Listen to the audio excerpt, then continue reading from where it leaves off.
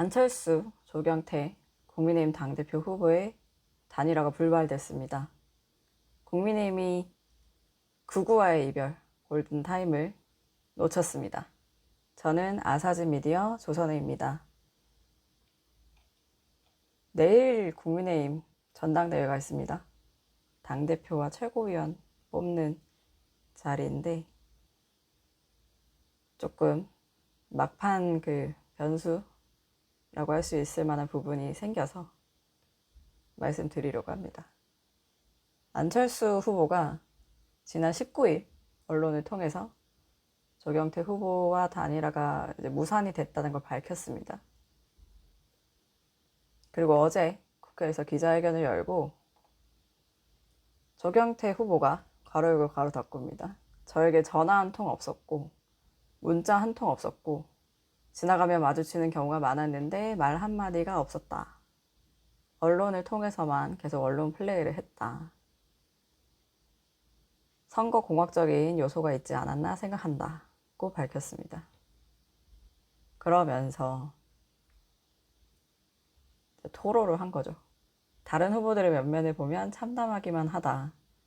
윤 어게인을 추종하며 극단 세력 전환길 씨를 공천하겠다고 하는 분 등이 있다. 가로 열고 가로 닫고.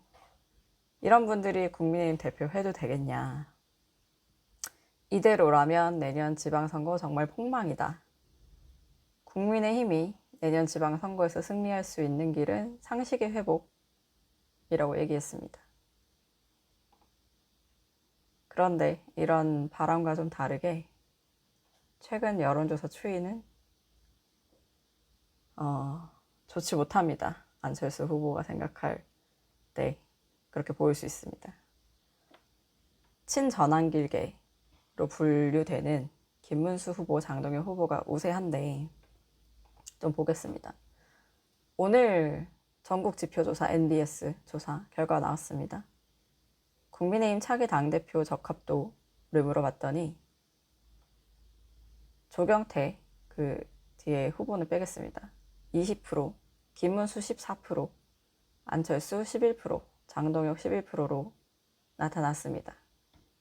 조경태 후보가 되게 선전하는 것처럼 보일 수 있는데 국민의힘 지지층만 떼놓고 다시 보면 장동혁 33%, 김문수 30%, 안철수 8%, 조경태 7%로 나옵니다. 장동혁, 김문수 후보가 비등비등합니다. 오차범위 내에서. 비등비등 1, 2위를 다투고 있어요. 안철수, 조경태 후보는 좀 너무 작죠. 그에 비해서 8%, 7%. 어제 조사도 비슷합니다. 조원 CNI 스트레이트 뉴스 의뢰로 조사한 차기 국민의힘 당대표 적합도에서 당 지지층 내 그 순위를 보면 장동혁 35.3, 김문수 33.3, 조경태 10.1, 안철수 9.2 등으로 나옵니다. 비슷하죠. 장동혁, 김문수 후보가 엎치락뒤치락 오차범위 내에서 1, 2위를 다투고 있고 그 뒤에 조경태, 안철수 후보는 차이가 좀 많이 납니다. 10%, 9%대이니까. 그런데 이게 이번 전당대회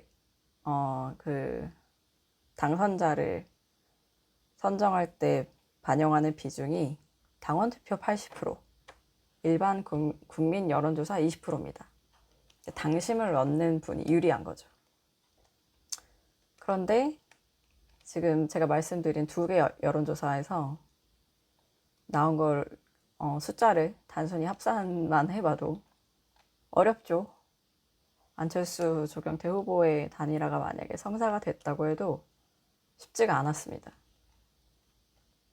두 분이 합치면 앞에 NBS 조사에서 국민의힘 지지층 으로 이제 숫자를 집계를 한 걸 보면 8%, 안철수 8%, 조경태 7%니까 15%. 조원 CNI 조사 경우에도 10.1, 9.2, 19.3. 앞에 1위인 후보들보다 한 절반쯤 되거나 절반이 조금 넘거나 이런 식이잖아요. 그런데 제가 이제 좀 주목해서 봤던 건 한동훈 전 국민의힘 대표, 이준석 개혁신당 대표가 어마무시한 팬덤을 가지고 있는 이 두 분이 반전환길계 후보들을 적극 지지를 합니다. 그래서 좀 반전을 한번 노려볼 여지가 아주 없다고 볼 수는 없었거든요. 지원 사격 내용을 좀 설명드리면 한동훈 전 대표는 어제 페이스북에 투표했다. 조용히 상식의 힘을 보여달라.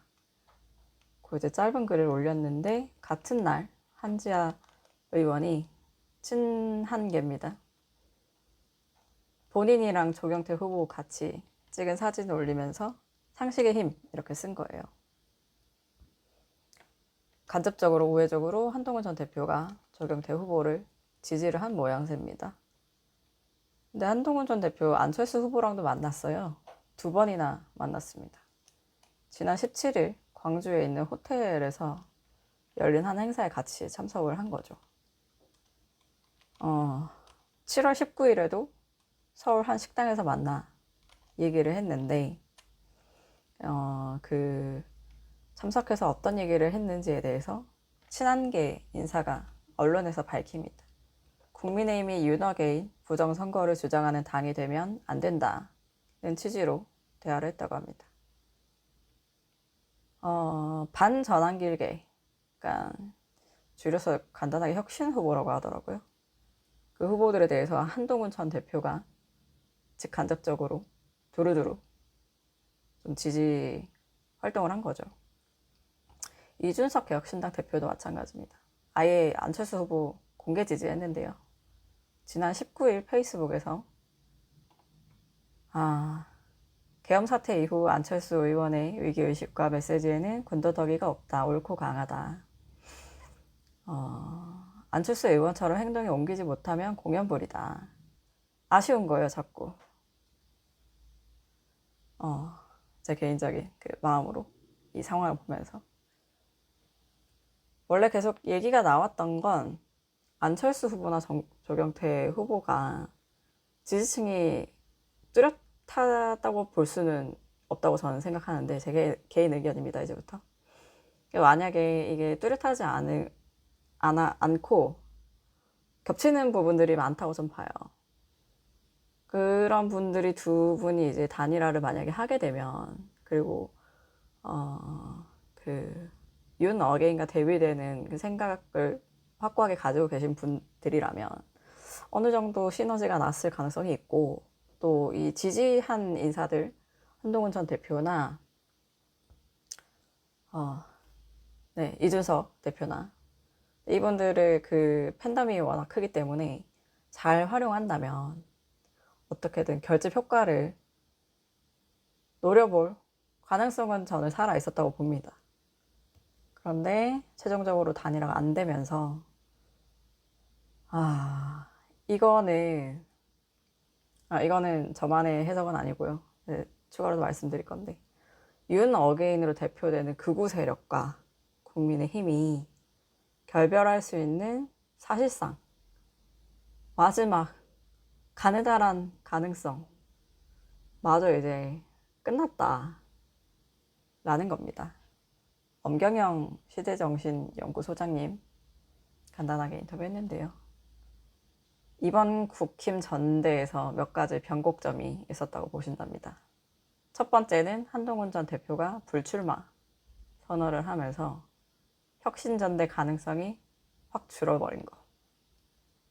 두 번째 변곡점이 2번이었는데 단일화가 불발돼서 혁신의 가능성이 그 문을 닫아버린 거라고 하시더라고요. 그리고 김문수 장동혁 후보가 결선에서 맞붙을 가능성이 크다고 하셨습니다. 저도 동의합니다. 모두가 동의할 것 같은데요. 많은 분들이. 내일 전당대회 오후 2시부터 시작되는데 지금 계속 일반 여론조사, 국민투표 진행 중이고 과반 득표자가 만약에 없으면 1, 2위 득표자 대상으로 결선 투표가 나옵니다. 지금 상황이 여론조사 앞에 그 언급드린 두 가지 여론조사에서 50%가 넘는 분이 없잖아요. 결선 투표를 갈 가능성이 좀 크죠.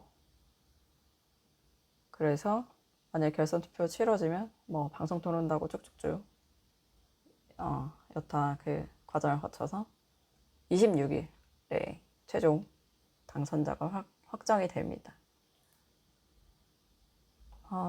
그래서 보면서 좀 계속 아쉬운 마음이 들었고요. 혹시 만약에 그 혁신 후보 두 분 중에 한 분이 당대표가 되신다면 어떤 그 당 분위기의 그 전환과 환기의 가능성이 좀 있지 않을까라는